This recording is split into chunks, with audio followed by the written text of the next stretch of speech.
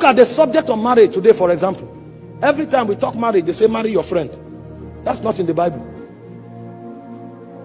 The principles of marriage they teach us today are the things picked from the gutters. What the Western world adopt, that's what the church teaches now. Meanwhile, when you go to the Western world, 7 out of every 10 marriage breaks because they marry their friends. They marry who they love. The kingdom prescription is different. You don't marry who you love who you marry, because love is a commandment. But it will take a teaching priest to bring you to that point. And your husband is not your friend. Your husband is your Lord.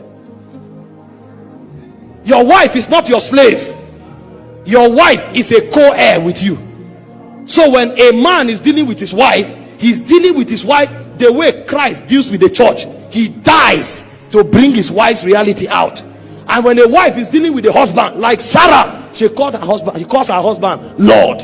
So the way it is difficult for a woman to submit, submission becomes the code of love. And the way a man is selfish, self-denial becomes his code of love. So at the end of the day, nobody possesses anything. It's a kingdom pattern, because when marriage is completed, you will not just have children, you will become like Christ.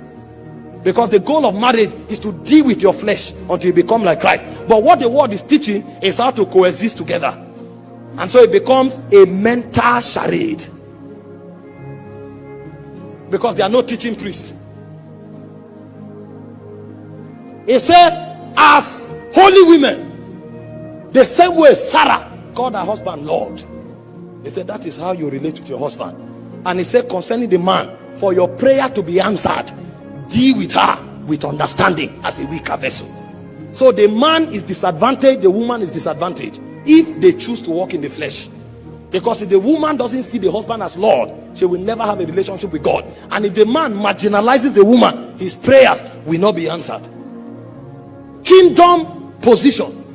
Because marriage reveals the portrait of heaven, but we reduce it to earthly things. You will see people go for marriage seminar, they tell them to dress naked before their husband, because love is sensual. Love is not a commandment. So a wife is taught how to seduce the husband. Is she a harlot?